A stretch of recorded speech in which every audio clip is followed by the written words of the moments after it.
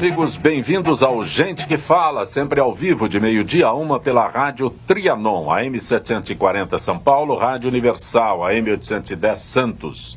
Estamos transmitindo direto do estúdio da Rádio Trianon através da nossa fanpage, Facebook/programa Gente que Fala. Estamos também na AltV, www.altv.com.br. Estamos na TV Guarulhos, canal 20 UHF, canal 3 da NET em Guarulhos, ambas 11h30 da noite. Acesse nosso blog, conheça nossos colunistas e colaboradores, gentequefala.com.br. Temos à sua disposição o WhatsApp 974012235 e um telefone aqui no estúdio da Rádio Trianon, 3289-3580.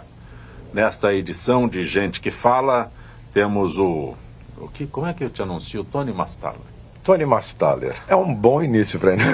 Tudo bem? Um currículo maravilhoso como esse, né?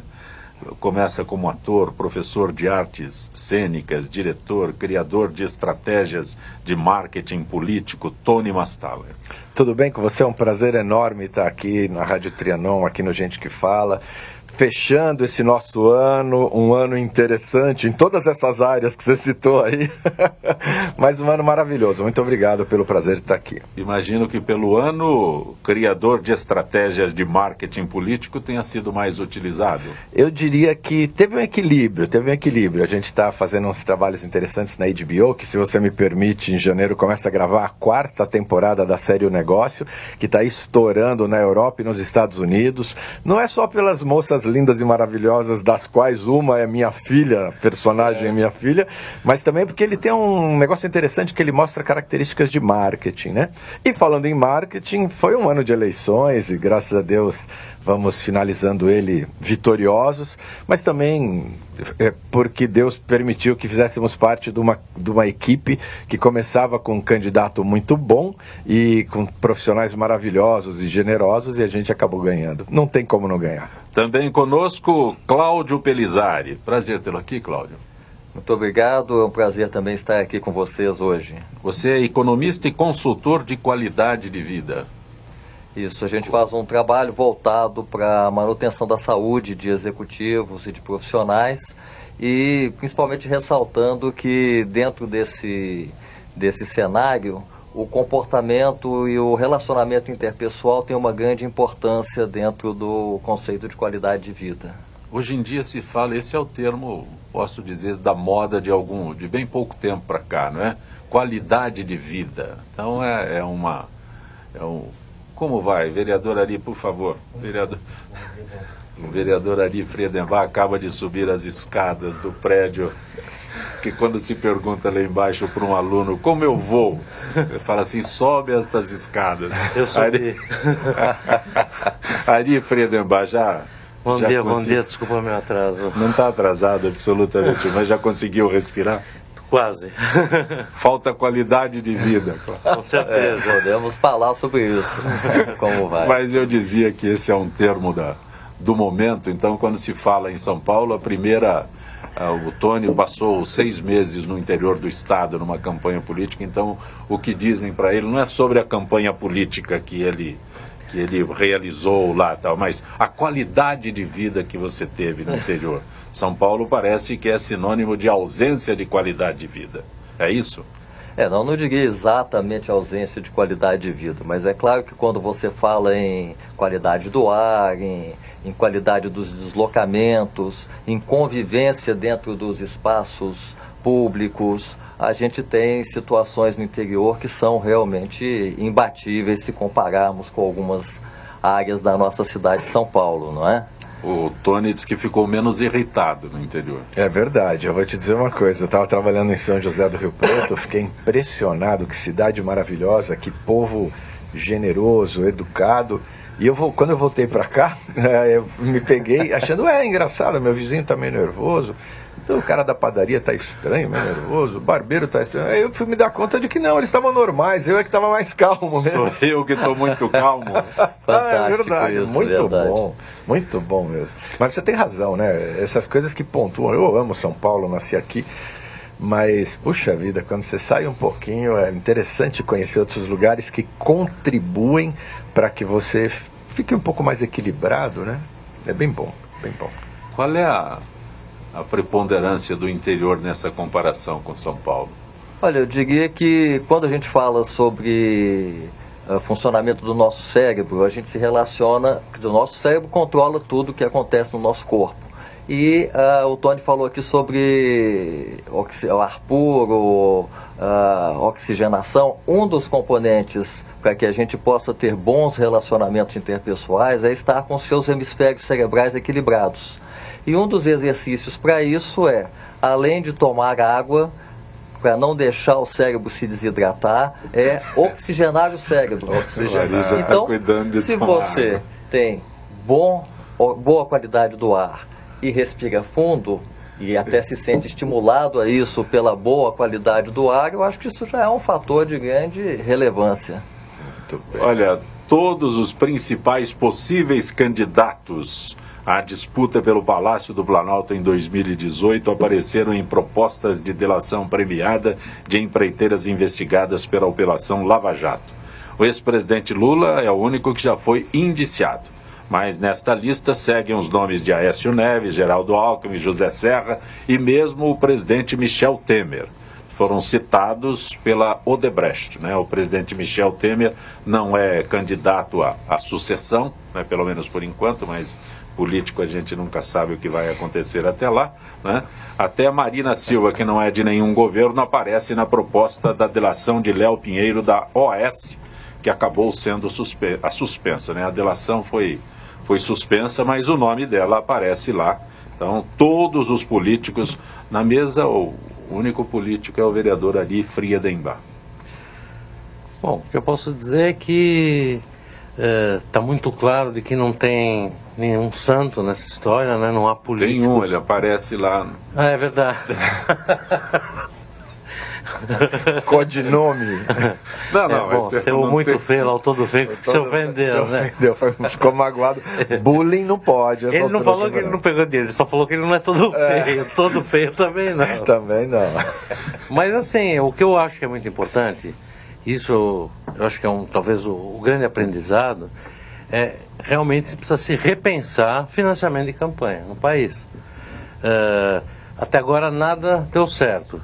Agora, na última eleição, tivemos uma outra legislação que também foi absolutamente absurda. Há casos de vereadores aí que foram reeleitos porque o candidato pode doar 100% do seu patrimônio para a campanha. Teve vereador que doou mais de 800 mil reais para sua campanha, fundos próprios. E se você faz a conta, em 4 anos de mandato ele não ganha isso. Quer dizer, tem gente que gosta tanto de ser vereador que até paga para trabalhar, né? Ou tem caso de vereador aí que foi eleito, que recebeu uma doação de está com problemas na conta, não sei como é que ele vai explicar realmente, que teve uma doação de 6 mil reais de uma senhora que ela está no Bolsa Família, ela não tem a menor ideia do que aconteceu, obviamente ela laranjar no CPF da mulher. E como é que explica uma coisa dessa? Isso é uma vergonha. Isso eu estou falando de 2 exemplos, a gente pode pegar e... centenas, com certeza. Então, alguma coisa precisa ser assim, precisamos parar de brincar, de fazer de conta que estamos controlando, porque não é possível que alguém doa mais do que vai ganhar em 4 anos de mandato. Então, assim, eu acho que a gente precisa buscar, eu não tenho certeza absoluta, mas eu acho que talvez o financiamento público de campanha, e só isso, é uma forma de controle, talvez. Mas, vereador Ari Friedembach, quando se coloca esse item de dinheiro público, né, já tem, porque os partidos já vivem, partidário. Os partidos já vivem do fundo partidário. Exatamente, que é muito dinheiro. A gente não sabe para que eles usam. Então, deveria usar para isso. Justamente, entendeu? Eu não estou falando uma nova verba para financiar as campanhas. Não, mas eles estão falando precisa se reorganizar de forma a que a coisa seja realmente transparente, porque agora cada vez mais se joga para a ilegalidade. Quando você proíbe a verba pública, eles falam em novo dinheiro, não é isso? Não, é a questão de se debater. Eu estou falando assim, precisa ter uma verba para os partidos e eles que usem essa verba de forma adequada. Agora precisa saber quem está doando, porque o que aconteceu? Com essa proibição da pessoa jurídica doar para as campanhas, pelo menos quando você tem uma OAS aí, por exemplo, doando para a campanha de sei lá quem, na prestação de contas, pelo menos você sabe que aquele cara vai fazer favor pro Oeste. Fica mais fácil de você controlar. Não é verdade? Porque ninguém não existia almoço de graça, não é verdade? Então, assim, se a empresa doa, ela vai de algum. Ela está investindo, ela não é porque ela achou que ele tem olhos bonitos que deu, sei lá, R$1 milhão de reais. Mas pelo menos quando isso constava na prestação de contas, era até fácil de ser, bom, ó, ele deu e o outro ajudou. Ou não. Ficou mais assim, se fez só caixa 2 agora que pode, né? Quer dizer, vamos ser claros. A legislação, concordo plenamente com o vereador, ela não foi feliz, né? Ela agiu mais por impulso, no sentido de tentar dar uma satisfação ao público, né? E eu vivi isso na pele, né? Nessa campanha, e tenho a experiência de N outras aí, e assim, entendo plenamente que é um problema que deve ser levado a sério, porque eu entendo que uma campanha tem a primeira missão. Só um apartamento que, assim, acredito que um grande problema é financiamento de campanha, mas vejo que vários que estão aí indicados tiveram crescendo seu patrimônio em 4 anos em 700%, tudo, quer dizer, isso aí também é bastante complicado, né? Mas a campanha primeiro precisa... Primeiro ponto, por que ela existe? Qual é a razão dela existir?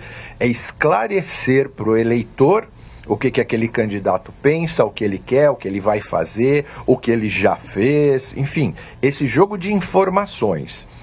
Com a legislação da maneira que foi colocada, você não tem mais isso. Você beneficia os milionários, exatamente por isso que o vereador colocou, e bem colocado, que a pessoa pega e assim, não, ele pode se autofinanciar, então ele pode descarregar um caminhão de dinheiro, que aí não tem problema. O que é isso? Virou-se um país, uma democracia de milionários, então, somente porque existiram falhas homéricas aí. Você nunca vai conseguir que uma pessoa que tenha o perfil e a intenção de ser um bom governante, porque nasceu assim, vamos lá, se vocês querem considerar de cada 10 milhões de pessoas que nascem, uma nasceu para ser um bom governante, ok, esse cara nunca vai ser eleito, porque esse cara não vai ser corrupto, e esse cara vai ter um problema de não ter dinheiro. É isso então o nosso sistema? Então parabéns ao nosso sistema, que já começa falido, né? Mas eu, com toda a modéstia e sinceridade, foi uma das coisas que eu sofri. Não fui reeleito, porque eu não tive como descarregar R$1 milhão na minha campanha. Entendo. E isso é muito difícil. Assim, a campanha política é absolutamente desigual, reforçando o que foi dito aqui. Tempo de TV é uma coisa desigual. Olha quem chegou. Coronel Camilo, meu querido amigo. Boa tarde a todos. Boa tarde. E acaba sendo um jogo absolutamente desigual, desleal. Estamos aqui falando de campanhas políticas, coronel. Cláudio Pelizari, você é economista, só se falou em dinheiro até agora. Pois é, essa é a questão aí de como fazer o financiamento de campanhas. Realmente é uma questão que me parece ser um problema na maior parte dos países, né? A gente tem exemplo aqui, como o Tony falou, o Donald Trump é um caso também um pouco parecido com essa situação. Mas a legislação deles lá é diferente. É diferente, mas da mesma forma existe um benefício do capital em relação, né, aos outros candidatos, ou a maneira de influenciar possíveis futuras demandas. Mas lá é o dinheiro do próprio candidato. Aquele que foi prefeito em Nova York na eleição anterior, ele desistiu. Aí ele fez um evento de $5 milhões para dizer que não era mais candidato. Então, é o capitalismo. É que ali é Bloomberg, Giuliani, ali é complicado. Ali é uma coisa que não falta é dinheiro, né? Aí é meio atrapalhado. Mas assim, dentro desse aspecto, sempre vai ter duas coisas que vão sempre existir: essa questão da preponderância financeira, tudo bem, dentro de um certo nível, que você tenta equilibrar, e todos aqui lembram das primeiras campanhas, quando entrou a questão do Lula, quando existiu a mudança dele, elas não eram as mais custosas, mas elas eram as que tinham uma criatividade melhor. Então você consegue, até medida, contrapor, né?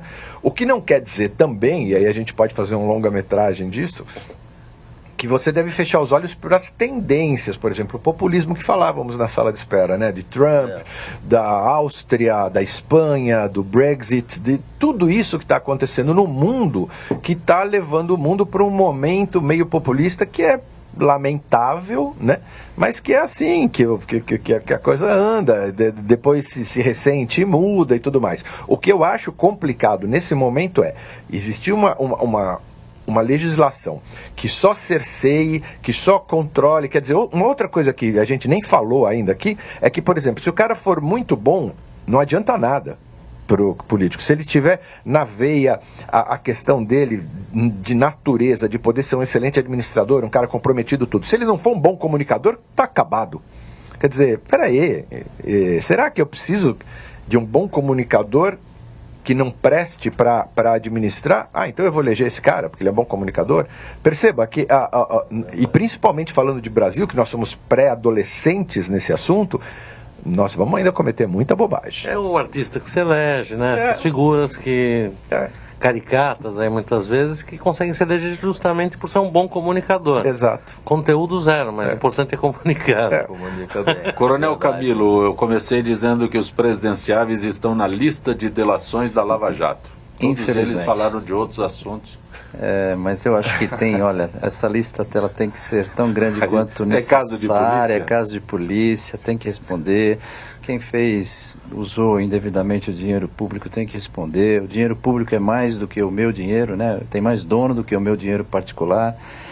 Agora, só com relação a essa área de investimento de campanha, de fundo, o que eu vejo assim, tem que mudar. De qualquer forma, está na hora de nós repensarmos isso, não tenha dúvida nenhuma. Eu acredito até que tenha que ser criado aí alguma coisa que torne mais equânime, né? Porque como o senhor falou lá, né? Quem tem dinheiro, né? E quem é um bom comunicador, nada impede também de quem seja bom contratar um bom comunicador. Comunicação sempre vai ser importante. Mas voltando à Lava Jato, eu acho que nós vivemos aqui uma vergonha internacional, né? Sob todos os aspectos aí, crise moral, crise financeira, mas vivemos um momento de democracia, ou seja, condeno os exageros do nosso tribunal, né? Não tenha dúvida nenhuma, eu acho que eu sou policial, uma condução coercitiva sem antes ter intimado, isso para mim não existe na lei. Eu tenho que primeiro intimá-lo, se ele não comparecer eu conduzo coercitivamente, né? O nosso Supremo legislando, né? Legislando sobre o aborto, legislando agora sobre o crime de desacato, que eu sou totalmente contrário a essa decisão, que pode virar jurisprudência, né? Então acho assim, a judicialização ela é sempre ruim. E me parece que o tribunal também, o Supremo, ele está querendo os seus 5 minutos de fama, isso é muito ruim. Esse é um tribunal que não tem que aparecer, ele tem que decidir, não é para vir aqui criticar o outro, falar na mídia. Né? Então, mas só para voltar à Lava Jato, sou totalmente a favor, quem fez tem que responder por isso e tem que pagar por isso, e o que é mais importante, esse dinheiro tem que voltar para os cofres públicos. Coronel Camilo, aproveitando que o senhor está aqui, registros de roubos e furtos de celulares na Avenida Paulista dispararam aos domingos. Fala-se do domingo quando abre a Paulista, liberado, então deve aumentar, então vamos lá, tem mais gente. Vamos entender uma coisa, né? Não dá para culpar a polícia por modificações que se inventam na cidade. Boas, sem dúvida nenhuma. Eu não posso construir um shopping e depois não penso adequadamente no trânsito, congestiona, tem assalto no semáforo e culpa a polícia. A Paulista, nós temos 2 Paulistas agora, né? Uma Paulista que é durante a semana, onde as pessoas conhecem a Paulista, estão acostumadas a andar na Paulista, e tem a Paulista do final de semana, onde as pessoas vêm achando, né? A Paulista, as pessoas ficam muito distraídas quando vêm para a Paulista. Também não é culpa dos moradores. Eu sou frequentador do domingo na Paulista. Não é culpa de quem frequenta, mas com certeza eles não têm a mesma postura do que aqueles executivos que andam na Paulista de segunda a sexta, segunda a sábado. Ou seja, está mais relaxado. É a mesma coisa que a pessoa que vai na praia também fica mais relaxada.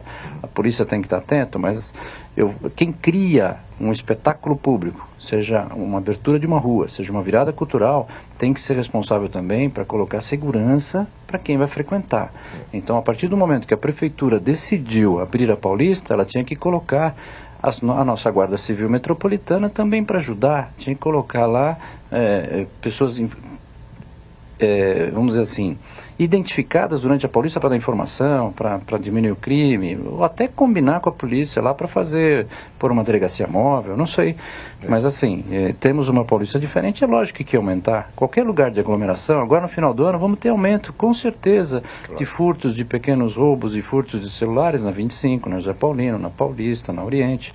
É natural, onde eu tenho mais. Pontos? O senhor foi comandante, quais são os pontos mais vulneráveis? O senhor citou da aí... cidade ou Não, na Paulista da cidade não. são centros de compras. Esses daí, Então, dos centros de compras, pessoal, a 25, que gera lá em torno de 600, 700, às vezes por dia, no final de semana, um final de semana como esse, não vai ter menos do que 1,5 milhão de pessoas. A mesma Paulista, né? Mesmo a Paulista durante a semana, ela vai ser mais bem frequentada agora por causa das compras. Mas, me permita uma coisa, eu concordo completamente com o que o deputado está dizendo e dizer também o seguinte, é genial, assim, eu sou frequentador, eu estive agora no sábado à noite, no passeio, que lamentavelmente são só 2 sábados, né? A antevéspera e a véspera do Natal, de sábados, né? Então foi 10 de dezembro e 17 de dezembro que fazia a noite. Eram poucas as pessoas que pouco sabiam, mas os carros paravam e perguntavam pra gente, é toda hora? Ah, não, infelizmente é só agora. Puxa, que pena. Mas concordo plenamente, tinha que ser bem organizado. No domingo eu vejo muitos policiais e eu lastimo isso porque é uma atitude gostosa, as pessoas estão lá, você escuta muitas bandinhas tocando suas músicas, pais com crianças, cachorrinho, crianças brincando, olha, é um astral maravilhoso. Agora concordo plenamente que tem que ter um pouco mais de organização, a Guarda Civil Metropolitana, puxa vida, né, poderia também dar uma ajuda maior. Eu vejo uma presença muito grande da polícia militar e eu acho isso maravilhoso, porque as crianças brincam, elas se sentem seguras, o público se sente seguro. Elas tiram foto com os policiais. Com os policiais. Agora, o crescer além desse aspecto, né, que o coronel mencionou, tem o aspecto do seguinte, o país todo está vivendo uma crise muito grande, e em determinada camada, infelizmente, isso acaba estimulando um pouco esse aspecto. Não vou nem entrar no mérito disso, porque eu não sou capaz para julgar isso, mas todos nós temos que estar. Eu nunca vi tanta gente morando em rua como eu estou vendo agora, perto da... Posso Por favor. Fazer né? Lá a gente chama de aparte, né? Uhum. Vamos interromper um pouquinho? Pois não. A cidade está largada. Entendeu? Tudo que se construiu, Serra Kassab, se destruiu nessa gestão. Não é só a Paulista. Eu nunca vi tanto cabaninha na Paulista, ali embaixo da Doutor Arnaldo, a cidade toda. Ela está totalmente largada. Preciso fazer uma pequena defesa aí do governo atual. Não sou do governo atual, apesar de que estava na base do governo. Mas, assim, muito do que aconteceu também foi por conta do Ministério Público, né? Que quando começaram a querer remover os moradores de rua, Ministério Público caiu matando, o padre Júlio Lancelotti. Olha, tem uma articulação de não mexer nessas pessoas. Eu vi, por exemplo, faz umas 2 semanas, eu estava no Tribunal de Justiça lá na Praça da Sé, aí estava observando, tinha um fulano lá, um morador de rua, tomando banho no chafariz. Chegou uma viatura da GCM, e puxou 2 vezes a sirene, né, aquele toquinho da sirene que eles dão, o morador de rua nem olhou para eles. Continuou tomando banho como se nada tivesse acontecido. Eu respeito muito, mas tem um gestor da cidade, ele tem que tomar conta, se ele tem que... Eu participei na área centro, eu comandei essa região centro por 2 anos, antes de ser os 3 de comando geral. E eu fiz um enfrentamento forte, muito forte da desordem urbana. A gente chegou aí a retirar, né? Infelizmente chama de higienista, seja o que for, mas eu estudei lá, né, o Giuliani, tolerância zero, janelas quebradas, isso é importante, traz qualidade de vida à cidade bem zelada. E o que aconteceu nessa gestão? Se largou essa opção desmedida, né? Pode tudo? Não pode. Não pode. O cara pode montar barraquinha. Eu também acho que não pode. Não estou dizendo que pode. Então, mas não assim, agora, mas tem que ir no Ministério Público. Tem que ir no Ministério Público. Tem que discutir com eles. Falar, olha, tá, vai deixar então? Vai ficar desse jeito? E o crime como é que faz? Responsabiliza o Ministério Público, né? Eu tive embates muito fortes com o Ministério Público, com a Defensoria também.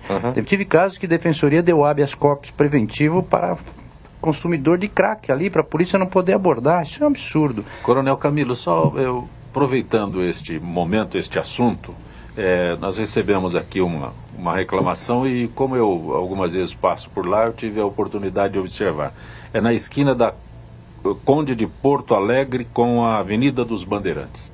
ali tem uma espécie de jardim, alguma coisa assim, que hoje já tem um conjunto habitacional, né, de barracas, né? E as crianças andando no meio dos carros, aquele negócio todo, aquelas famílias, e parece que não acontece. Inércia do serviço público, da administração pública municipal. Tá? O prefeito tem poder para fazer isso, tá bom? E olha, aqui eu discuto desculpe, mas com qualquer Ministério Público e Defensoria e com o prefeito. Tá? Não tenho dúvida. Ele desativou a Operação Delegada, que era contra a desordem. Tinha 4.000, tem 2.000, só tem nos lugares mais importantes. Na periferia de São Paulo está abandonada. Onde sai na TV. Vai ver se encontra a operação. Vai ver se encontra a Operação Delegada em Guanazes, lá na Tito, lá naquelas ruas. Vai ver se encontra no Grajaú. Não encontra. Só tem aqui no centro. Reduziu para menos de um quarto. Chegou a ser 4.600 policiais aí trabalhando no dia seguinte pela cidade. Hoje não chegam a 1.000, né? Agora, independente disso, a Guarda Civil, o Ari é um defensor da Guarda Civil, mas cadê a nossa Guarda Civil? Bom, a Guarda Civil é um número ridículo hoje em São Paulo, está escondido. Não, está diminuindo. Agora, no começo dessa legislatura, eram 6.200, 6.300 homens. Hoje são menos de 5.800. Quer dizer, em vez dela crescer, ela está diminuindo. Então, só para não deixar sem resposta, o que a população pode fazer? Denuncie para a prefeitura. Eu sei que demora, eu sei que vai ligar um monte de vezes para o 56, mas não pode deixar de fazer. Denuncie no Ministério Público, chame a imprensa.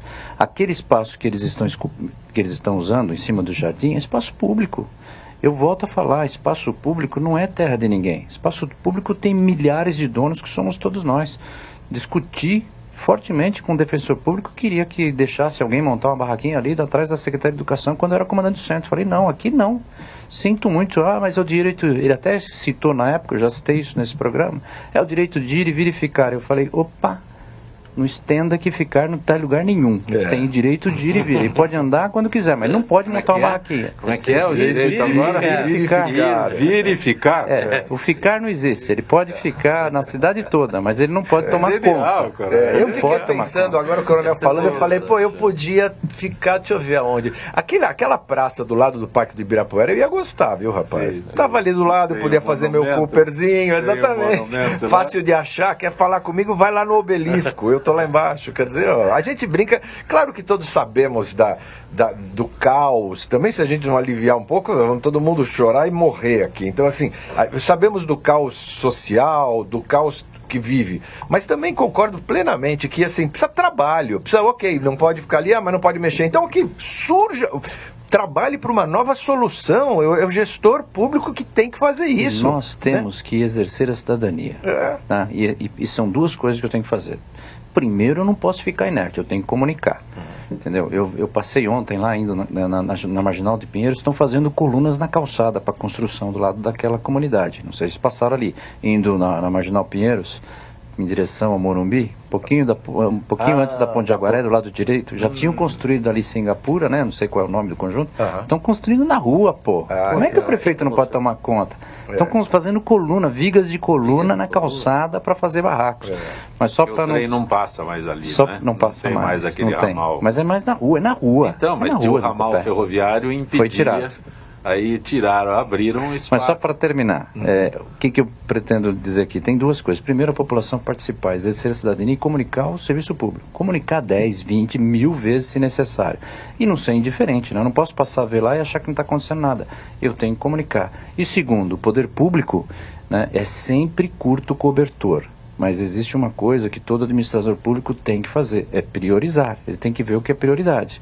Tá? A cidade realmente está largada, Ari. Está largada. Não, veja, coronel, eu não estou de forma nenhuma falando que está ótimo. Muito pelo contrário. Eu acho que em termos de zeladoria, esse governo deixou muito a desejar. Eu concordo plenamente. A cidade está suja, abandonada, e eu concordo. A única coisa que eu quis pontuar é que não é só por inação da prefeitura. Houve... diversas forças que brecaram quando quiseram tirar as pessoas. A própria GCM estava atuando nesse sentido e tomou porrada, inclusive na imprensa. Então não foi só inação do poder público. Acho que teve muita coisa que deixou a desejar. Por exemplo, o asfalto na cidade de São Paulo, eu vi, acho que talvez 10 centímetros de asfalto aí. Está esburacado, parecendo uma pior pista de rally. Então acho que tem muita coisa que realmente ficou largada. Eu não estou De olho fechado. Vereador Ari Friedembach, final de mandato, estes 2 projetos que a gente pode destacar, inserção do imigrante e do refugiado na vida socioeconômica e criação do museu sensorial. Como é que fica isso quanto à saída da Câmara? Bom, um projeto foi já aprovado em segunda votação, então pode ser ainda que seja sancionado ainda pelo atual prefeito. São 2 projetos muito interessantes. Esse do imigrante e refugiado surgiu num trabalho muito bacana que eu venho desenvolvendo e vou continuar desenvolvendo, que chama Parlamento Cidadão, que eu fiz junto com universidades, no caso aqui eu fiz com o Mackenzie, Faculdade de Direito, onde eu desenvolvo projetos de lei, ensino a eles como é que se faz um projeto de lei, desde a ideia até isso virar uma lei, e a gente vota em plenário com os alunos, o fechamento do curso é no plenário. Isso foi muito interessante, porque eu tinha me comprometido, e está aí o compromisso cumprido, de o projeto que vencesse se apresentar como um projeto de lei efetivamente, e esse é de receber de forma digna os refugiados. Foi um projeto surgido em sala de aula, de um projeto que eu tenho com a menina dos olhos. Foi muito bacana esse projeto com os alunos, porque as pessoas entenderem como funciona o projeto legislativo, que ninguém entende. Tem muito vereador que também não entende. Não entende, aí que assusta. Aliás, o Lucas das Perdizes pergunta ao vereador, e eu acho que também o Coronel Camilo poderia auxiliar na resposta. O Lucas quer saber se a Guarda Civil Metropolitana pode andar armada. Perfeitamente, a Guarda Civil pode andar armada. Eles têm revólveres muito antigos, inclusive uns 38 aí, estão começando a trocar o armamento da Guarda, que eu inclusive ajudei nisso, para melhorar a qualidade. Fiz uma emenda que eu mandei, inclusive foi para um centro de treinamento virtual que a Guarda Civil tem, não sei se o Coronel chegou a conhecer. Houve uma resistência muito grande de parte da PM para que eles usassem armas. Não, na realidade existe uma lei federal que determinados números de habitantes a cidade pode ter a guarda armada. A PM não é contra, porque hoje é quase uma necessidade, mas o que eu vejo assim, que a guarda, ela em tese, né, ela foi feita para ser comunitária. Para andar armada. Não, precisa ter treinamento melhor. De São Paulo é melhor treinada, qualificada. A de São Paulo é a melhor treinada, a GCM de São Paulo. Quando sai para o interior do estado é muito pior. Eu não posso ter uma arma na cintura se eu não estou, pelo menos a cada 3 meses, vai no máximo a cada 6 meses, executando treinamento de tiro. Infelizmente, porque ela pode ser não uma solução, mas um problema. Isso que o senhor está colocando, o que acontece, só para terminar, o que eu não posso fazer é quando eu coloco a arma numa guarda, transformá-la numa polícia, né? Ou seja, ela pode ajudar nas posturas municipais? Pode, mas o serviço mais bonito é o serviço comunitário. Tanto é que nos meus 2 anos na região central eu tirei os homens da viatura para colocá-los a pé nas viaturas e aumentei o número de bases. Continuei fazendo isso no comando da PM, que é conversar, que é obter informação, trabalhar com inteligência. Equivalência bélica não resolve problema nenhum de segurança em nenhum lugar do mundo. Agora, o que a gente vê é que as guardas, elas querem se armar, querem por viatura e querem prender bandido e ir atrás do assalto de banco, que não é o caso, né? Infelizmente, elas podem agir, prender em flagrante, pode, mas tem um serviço bonito nas escolas, no trânsito, nas feiras, nos parques, na Avenida Paulista, né? Muito melhor. Agora, infelizmente, como nós estamos no país, né? As guardas que puderem, elas devem sim ter para sua própria proteção, porque hoje só o fato de estar fardado corre risco de morte. Agora sim, um tema que eu venho aos 4 anos falando e acho extremamente importante, desculpa, é a guarda... Só para não perder, a guarda do Rio acho que ainda não é armada ainda, 6 mil homens, acho que ela até hoje não é armada. Agora, a guarda... O Rio de Janeiro é a primeira cidade do país a proibir o porte de arma, né? Agora, muito importante... Na época que o Brizola era governador. Talvez por isso seja uma cidade pacífica. O trabalho que eu vejo como o mais importante da Guarda Civil, e eu vim sempre batendo nessa tecla que precisa voltar, e o mais importante trabalho da Guarda Civil, na minha opinião, é a ronda escolar. A presença da Guarda Civil na porta das escolas, eu acho que assim, na hora que a gente tiver todas as escolas cobertas pela Guarda Civil, a Guarda pode pensar em fazer outros trabalhos. Mais do que qualquer coisa, por isso inibir tráfico, brigas, atropelamentos. É fundamental a presença da guarda, armada ou não, e realmente a arma... É mais importante o talão de multa do que a arma hoje em dia. É mais perigosa. Porque assim... É mais letal. E eles podem multar, e é muito importante porta de escola, essas coisas, porque antes, sabe, o guarda chamava a atenção e falou, Dane-se. Então isso eu acho extremamente importante. E uma outra coisa importante, o coronel estava referindo aqui, da qualidade pior do treinamento das guardas para o interior.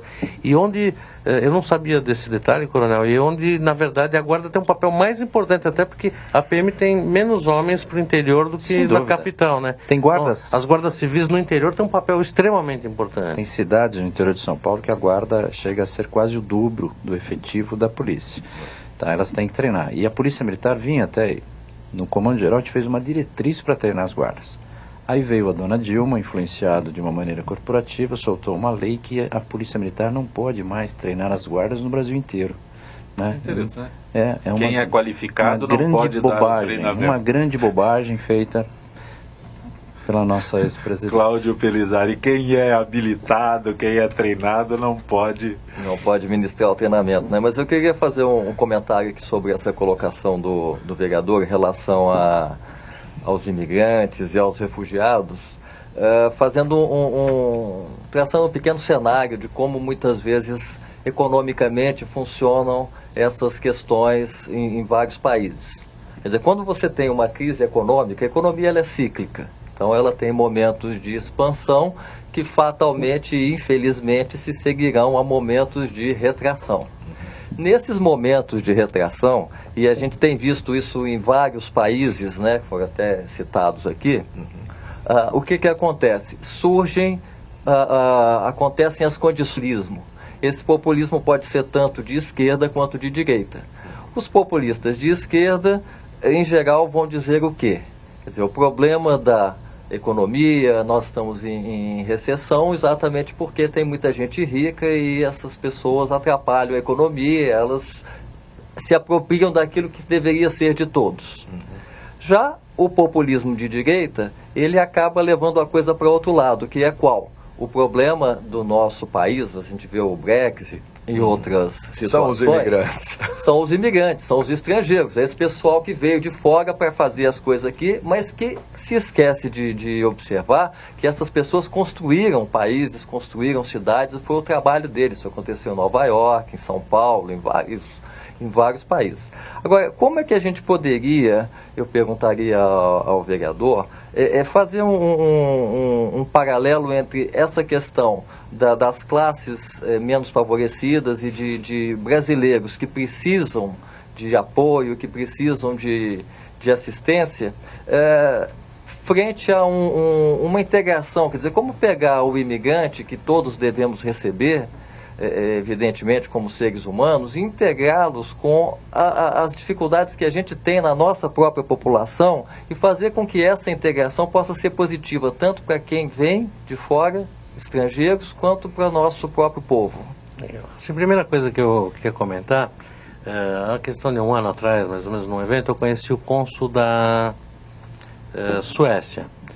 Ele estava contando um pouco sobre a Suécia, perguntando e tal, e ele me contou como são bem recebidos os imigrantes refugiados na Suécia. Porque ele falou, chega uma pessoa na Suécia, por exemplo, que nem um engenheiro, eu ponho ele no mercado de trabalho, a Suécia não gastou um tostão para criar esse profissional. Ele está pronto e trabalhando. Por outro lado, eu vi aqui no Brasil, por exemplo, tinha um empresário que estava construindo aí alguns anos atrás uma creche que ele resolveu fazer e contratou mão de obra haitiana, que é um grupo grande que está aqui. Grande parte desses haitianos eram engenheiros formados e estão trabalhando de pedreiros aqui. Então, assim, para a gente ver como você pode integrar um imigrante de uma forma extremamente positiva para o país, que vai gerar renda. Além do que, tem uma questão humanitária muito grave, né? Quando a pessoa sai do seu país para ser refugiado não sei onde, ninguém larga suas raízes, sua história, sua vida de gerações, porque tá bom. Não está fazendo turismo. Ninguém vai, não é isso. Ninguém muda de país para uma outra língua, outro tudo. Quer dizer, é uma questão humanitária que no mundo de hoje está gravíssimo. Questão síria, haitianos, a miséria na América Latina, né? A gente tem bolivianos, peruanos. Ou seja, as migrações são um fato. Eu sou de família, meus avós foram imigrantes e foram muito bem acolhidos aqui. Meu pai virou advogado e progredimos aqui. Então eu tenho extremo respeito pelas pessoas que estão por uma situação dessa, Porque eu acho que assim, é questão humanitária, assim, a gente tem trabalho para todo mundo. O que precisa, eu acho, essa é a grande questão, no caso do Brasil, que é um país que tem tudo para ser uma potência em todos os aspectos, a gente realmente precisa ter um país mais decente. É isso que é a grande conclusão que eu chego. Porque tem para todo mundo. O que acontece aqui no Brasil, outro dia eu estava pensando, me veio isso. Quando os portugueses vieram para cá, eles não vieram para morar, eles vieram para extrair. E essa cultura extrativista perdura até hoje, né? Assim, hoje vai o político extrair do poder dinheiro para si, ou seja, não se está preocupado como um todo. Poucos políticos, infelizmente, está o coronel aqui para me desmentir, estão realmente preocupados em fazer o bem para a população, seja para a sua cidade, para o estado, para o país, seja lá o que for. As pessoas não têm, infelizmente, uma coisa de... Não, vou ser político porque eu quero me dar, eu quero fazer alguma coisa, eu tenho alguma coisa a fazer, eu tenho alguma proposta. Muita gente está lá porque é um grande balcão de negócios. Essa é a grande maioria, infelizmente. Graças a Deus existem exceções. Estou aqui do lado de uma. Que isso, obrigado. Não, e é verdade, o Coronel Camilo eu conheci como vereador, é um homem impecável. E precisamos de pessoas decentes na política. Existem pessoas. Agora, a questão que a gente não pode nunca esquecer é que todos esses políticos corruptos, bandidos que estão aí, que todo mundo sabe, foram todos eleitos. Ninguém entrou lá dando tiro e falou: a vaga é minha. Todo mundo foi eleito. Então a questão é, votamos mal. Esta é a grande questão. Se temos bandidos na política, todos eles foram eleitos. Ninguém entrou aqui na pancada. Então a grande questão é votar direito, votar direito, votar direito. E aí voltamos ao começo do programa quando falávamos das campanhas políticas. Exatamente. Tá vendo como a coisa fecha? Só para não perder, eu queria só, para todos até que estão nos acompanhando, se criou uma mística aí de que o imigrante vem para cá justamente para lucupletar, ou seja, ele vem aqui para ganhar dinheiro, para ser mais que o... Isso não é verdade, isso não é verdade. Eles não vieram aqui, eles vieram aqui porque eles estão fugindo de uma situação. Ninguém veio aqui para tomar o lugar do trabalhador brasileiro, para ganhar dinheiro, para depois voltar, ou para submeter o povo brasileiro, nada disso. E está se criando, principalmente nas redes sociais, um radicalismo muito grande contra os imigrantes. Eu acho que tudo bem, temos que trabalhar junto para que eles tenham direito, para que os que estão aqui também tenham direito, mas a gente vê manifestações muito radicais, contra os imigrantes, como se eles viessem aqui para tomar o lugar do trabalhador brasileiro. Isso não é uma realidade, eles estão fugindo de uma situação, eles não vieram aqui com essa intenção, eles vieram aqui para tentar viver, às vezes para tentar sobreviver. Mas a rede social tem sempre essa característica, eu acabei me debruçando muito nos últimos tempos em cima dela, por causa até do marketing político e da atual comunicação mundial, e concordo plenamente, mas alguém já disse, isso eu não vou me lembrar a frase correta, de que a rede social, a internet, ela dá voz aos estúpidos, tanto quanto dá voz aos de clareza, Então, cabe o discernimento, Imagina num país, nessa pindaíba que nós estamos, o cara vai vir, o que é isso? Caia na real, Eu sempre digo, agora eu tô ficando velho, Zancopé, e tô me permitindo dizer o seguinte, quando começa a discussão de questões esquerda, direita, isso, aquilo, eu falo, olha, depois que a gente conseguir chegar pelo menos a 80%, porque hoje somos em 49%, 50% dos lares brasileiros sem esgoto, a gente volta a conversar disso. Porque antes de você não pode chamar de país metade de uma terra que as casas não tem nem o esgoto. Nós chegamos ontem aqui, Não tem nem esgoto. Quer dizer... Então, assim, primeiro vamos fazer a nossa lição de casa. Os imigrantes, os refugiados são extremamente bem-vindos, porque somam conosco e fazem esse caldo, engrossam esse caldo maravilhoso que chama-se Brasil. Concordo plenamente, vereador, tem que ser o seguinte, corrupto na cadeia, porque é bandido. Agora, bandido tem na política, tem no médico, tem padre, tem em todos os lugares. O que tem que fazer com bandido? Lei, rigor da lei.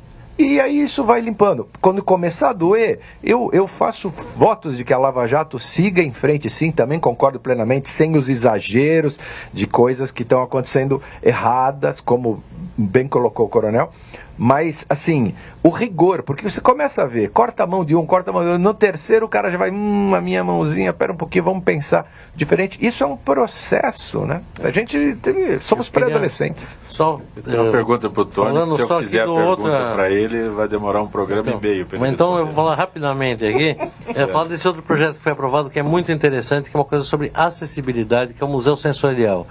Isso aqui foi uma ideia, na verdade, que eu estava viajando na Europa e na Itália, vi uma coisa que me chamou muito a atenção, são umas estruturas em relevo de acrílico transparente, não importa a cor, que é para a pessoa com deficiência poder visualizar com o tato os quadros, as obras de arte. Então são reproduções em alto relevo das obras de arte. Uma coisa simples, não é uma coisa cara e que dá... E o Brasil ainda não tem isso? Ainda não, mas vai ter agora. É o que eu me pergunto também.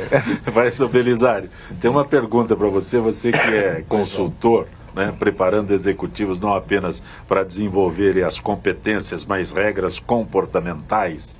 Aí os Carlos da República perguntam a você: problemas que as empresas podem causar aos funcionários além dos baixos salários.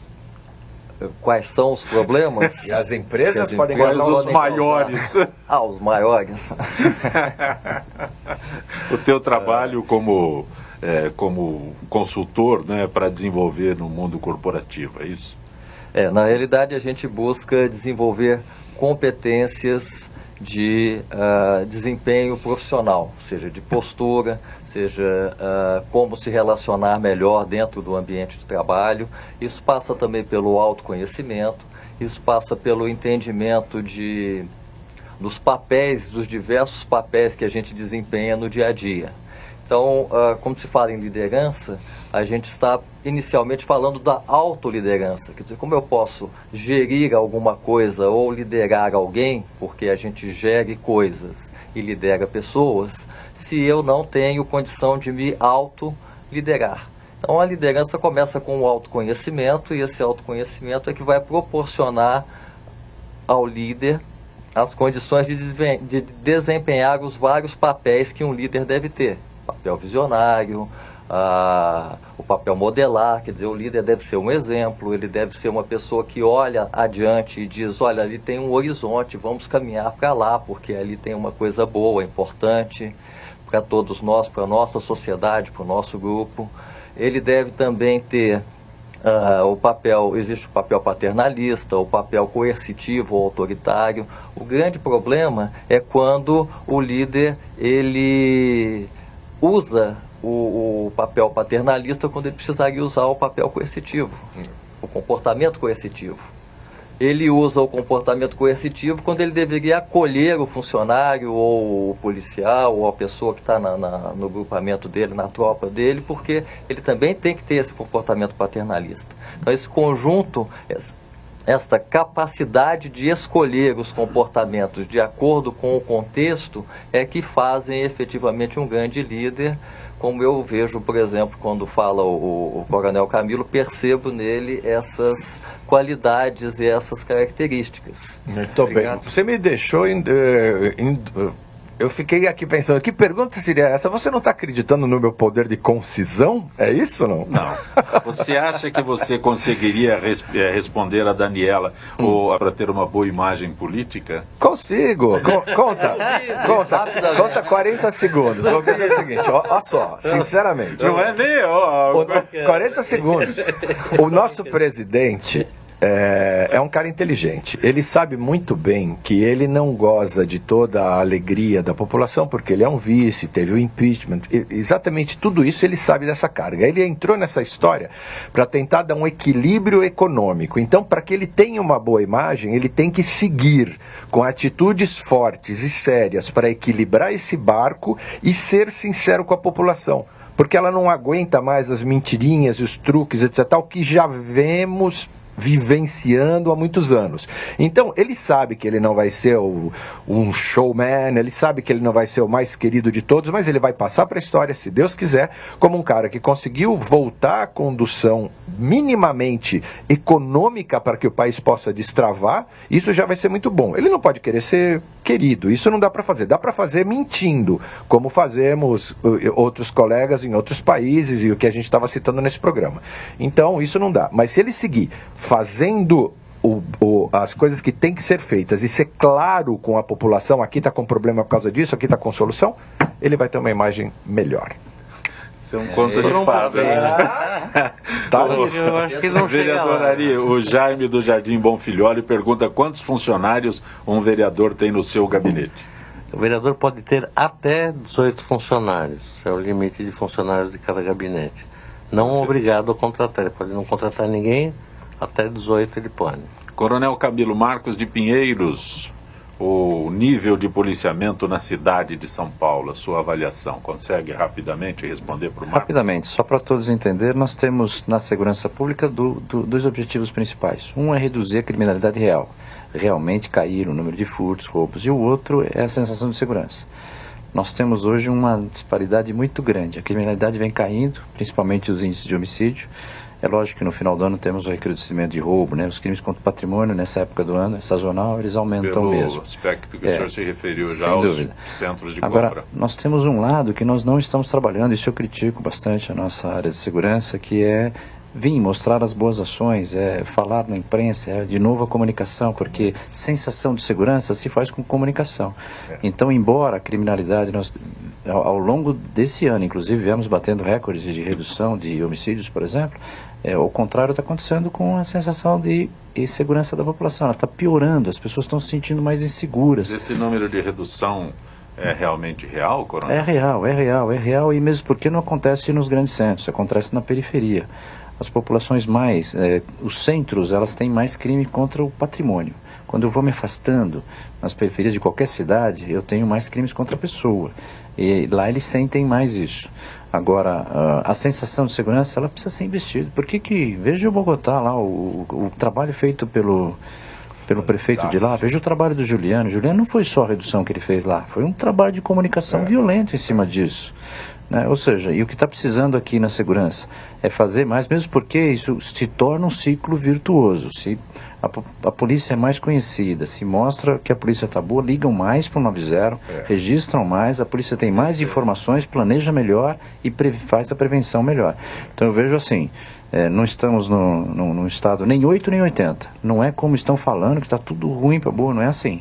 Agora, também não é 8 não. Estamos com um problema sim na segurança e precisamos trabalhar as duas questões constantemente. A sensação de segurança foi deixada de lado nessa gestão. Só uma coisa, o Jorge do Tatuapé pergunta qual é o efetivo diário da PM na capital. Na capital, beira 5 mil homens, mais ou menos. Né? Por dia? Por dia, durante o turno de serviço. Né? Não é por dia não, é por turno de serviço. Né? Mais ou menos aí entre 4 e 5 mil homens do dia, mais ou menos à noite, tem perto de 23, 24 mil. Divide isso, tira as férias, né, e algum licenciamento, divide isso por 4, né, 12 por 36, um dia sim, um dia não de dia, um dia sim, um dia não de noite. Em média, mais ou menos 4 mil homens por dia. 1 minuto. Essa sensação de segurança é exatamente o exemplo da praça, que eu acho que cabe muito, Coronel, e o senhor sabe disso. Se a população sente que está segura pela comunicação, ela olha para aquela praça que está vazia e vai com os filhos, o outro casal vai, naturalmente você começa a tirar os que vêm para fazer confusão nessa praça. Se ela se sente segura, ela não vai na praça, ela dá espaço para os outros virem, você ocupar a sua cidade. Muito importante, só para complementar, movimento traz segurança. Quando eu tenho abandono dentro da rua da cidade, eu tenho insegurança. Quando movimento, precisa movimentar, precisa trazer gente para a rua. Então, eu vou aproveitar, vou comentar o seguinte. Estava falando sobre o problema da zeladoria desse governo que se encerra agora da prefeitura. A questão da ocupação dos espaços públicos é um lado muito positivo dessa administração. Eu acho que houve um incentivo muito grande nessa gestão das pessoas saírem para a rua. Essa ocupação dos espaços públicos, isso foi muito positivo. Cláudio Pelizari, tem um endereço eletrônico que possa se comunicar contigo? Pois não, nós temos o site www.etiquetaempresarial.com.br. Etiqueta Empresarial. gtfala.com.br. Grato por ter vindo ao nosso Gente que Fala, aprendeu Muito o caminho, obrigado. espero que possa retornar outras vezes. Com o maior prazer. Coronel Camilo, parabéns pelo teu trabalho na Assembleia. Eu que agradeço e possa retornar. Deixo aí o meu site, né, coronelcamilo.com.br, para todos que quiserem acessar, críticas, sugestões, mande e deixo só uma mensagem: exerça a cidadania, né? Faça a sua parte, mas cobre do governo, mas não esqueça de fazer a sua parte, cobrar, estar juntos, né? E acreditar que é possível melhorar, sempre é possível melhorar. Tony Mastaller, bom tê-lo aqui. Igual também, qualquer contato comigo pelo tonymastaller.com.br. Agradeço demais estar em mesa tão seleta, um bate-papo tão agradável. E ainda quero fazer a sugestão da gente transferir esse horário aqui para um happy hour, botar um chopinho e eu fico 4 horas falando. Tô dentro. Ari Friedenbach, a Câmara Municipal perde um parlamentar fantástico com a tua ausência, com o término do teu mandato. Lamento imensamente o que a cidade de São Paulo perde, quem a cidade de São Paulo perde. Mas, lamentavelmente, na hora de votar... Bom, Zancopé, primeiro eu queria agradecer muito tuas palavras. Realmente eu fico triste porque fiz um trabalho muito caprichado, muito focado, decente, mas as urnas não responderam como eu precisava e estamos aí, vamos continuar na política, tenho muito para fazer, acho que eu tenho muito para contribuir e vou continuar trabalhando. Acho que não dá para ganhar todas. Próxima eleição está aí, vamos em frente. Continue justo e perfeito participando do nosso Obrigado. Gente que Fala, Coronel Camilo. Gente que Fala tem a direção geral do jornalista Fausto Camunha, diretora de produção Zenilda Salvato, redação Pedro Schiavon, produção cultural Ricardo Godoy, na rádio Trianon, Berebenê, Cléo Rodrigues, Neildo Neres, Ricardo Valim, na direção da TV Guarulhos, Fernando Mauro, na direção da UTV Alberto Luquete, na técnica James Eduardo, Paulo Afonso e Iago Matsumoto. Estaremos de volta amanhã, meio-dia. Gratos, até lá.